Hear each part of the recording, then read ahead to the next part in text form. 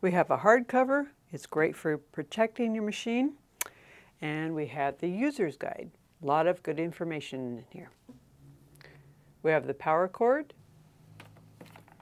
and the foot control. You have your all-purpose foot, has an A on there, and that should already be on your machine. Then we have your B foot.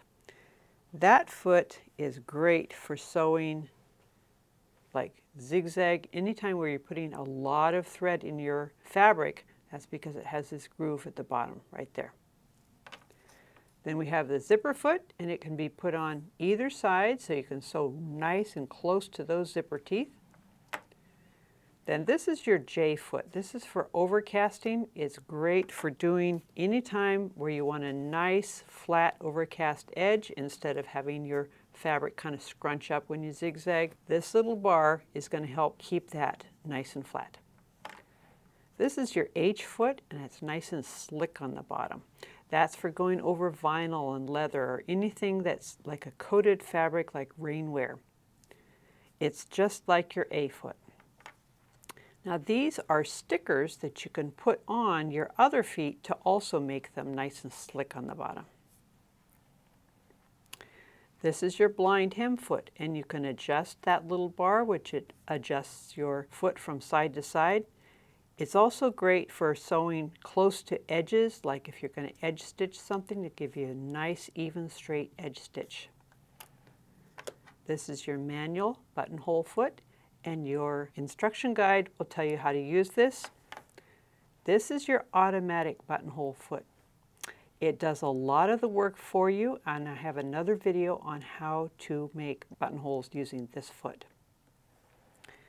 These are the spool caps, and they're meant to keep your spool from sliding off the horizontal spool pin. This would be for your larger spools, and this is for your narrower spools. This is your seam ripper, great tool to have. Those little lugs will keep it from rolling away. Put that back on. This is your needle set, and it gives you a variety of sizes of universal needle, and it gives you one stretch needle for your stretchy knit fabrics. Then you get some bobbins to go with your machine. By the way, if you ever need more bobbins, make sure you use the same kind. This is class 15 bobbins that are plastic. This is your spool pin and your felt. Now the felt is good for keeping your spool from spinning. Once you stop sewing, it acts like a little brake. Now the reason why you'd want to use this spool pin is for spools that want to sit upright like this, maybe extra large or don't have a room for a cap on the end.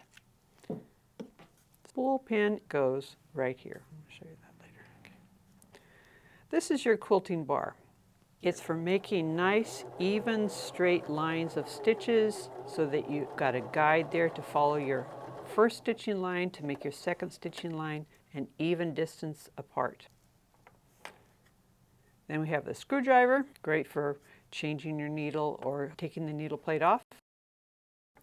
And you have your cleaning brush.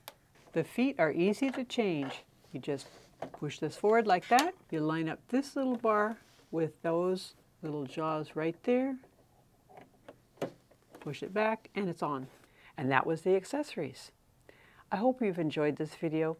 If you have, give us a thumbs up. And if you have ideas for other videos you'd like to see, or comments or questions, let us know in the comments below. Thanks for watching. Bye.